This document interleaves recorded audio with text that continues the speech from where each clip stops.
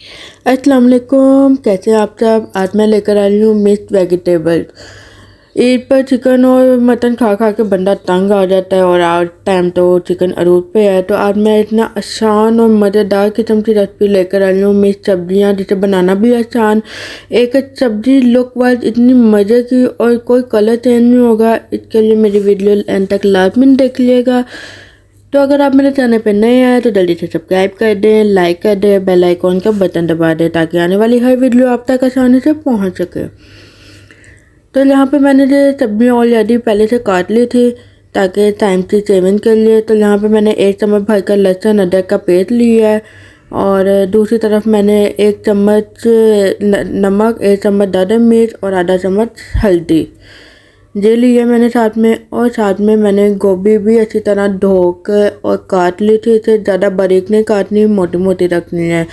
गाजर भी मैंने आधा किलो काट के धो कर काट लिए थे। 1 प्याली मटर लिया मैंने।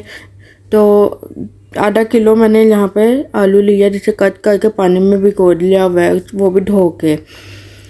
तो आए बिस्मिल्लाह करते हैं। इसे बनाने का तरीका शुरू करते हैं। यहाँ पे मैंने एक कढ़ाई में ऑयल ले लिया है, 1 कप ऑयल लिया है यहाँ पे मैंने।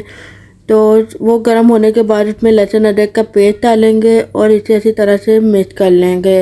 इसको इतना पकाना है तो इसको गोल्डन ब्राउन कलर देना है, बिल्कुल ब्राउन कलर नहीं करना, गोल्डन कलर देना है। जब ये गोल्डन कलर हो जाएगा तो फिर इसमें आगे के इंग्रेडिएंट हम लोग ऐड करेंगे।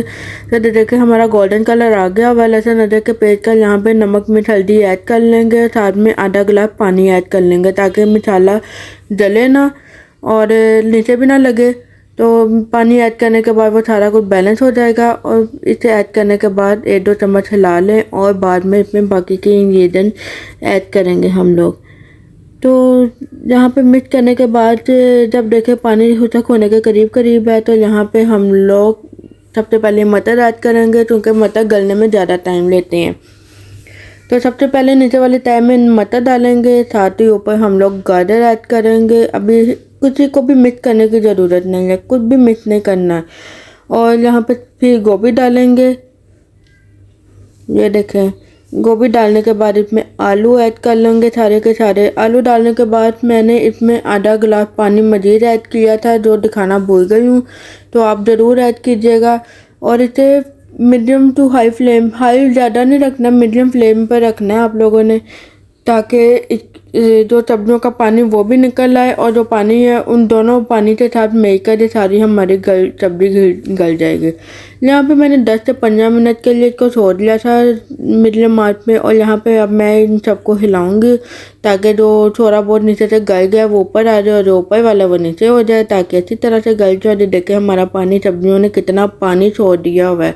तो इसी पानी में हम लोग पकाएंगे, सारा कुछ मज़ीद ऐड नहीं करेंगे। तो यहाँ पे मैं इसे ढक दूँगी 10-15 मिनट के लिए ताकि जो मछली अच्छी तरह से पक जाए।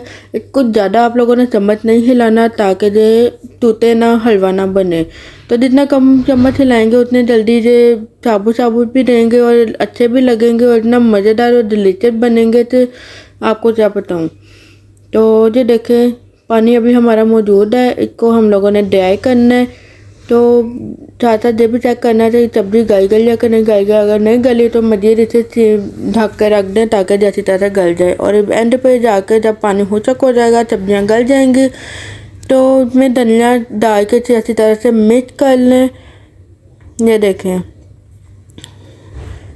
अगर नमक मिर्चों की कमी आप लोगों को महसूस हो तो आप वो भी ऐड कर सकते हैं, कोई इतना मसला नहीं है। मेरा नमक में बिल्कुल पूरा था, मुझे कुछ भी ऐड करने की ज़रूरत नहीं है। अगर आपको ज़्यादा थोड़ा सा स्पाइसी मज़ीद पसंद है तो आप वो भी ऐड कर सकते हैं, अगर आपकी अपनी चॉइस है। तो यहाँ पे हमारी सब्ज़ी मुकम्मल तौर पर तैयार हो चुकी है। माशाल्लाह माशाल्लाह शक्ल देखिए कितनी मज़ेदार और इतनी ज़बरदस्त आई है। यकीन जाने इतनी टेस्टी तैयार होगी ना तो मैं आपको क्या बताऊँ। तो उम्मीद करती हूँ आपकी ये रेसिपी आपको पसंद आएगी। इसी के साथ मुझे इजाज़त दीजिए और मुझे लाइक, सब्सक्राइब और कमेंट करना ना भूलिएगा और अपने प्यारों के साथ लाजमी शेयर कीजिएगा और मुझे अपनी दुआओं में भी याद रखिएगा। अल्लाह हाफिज़।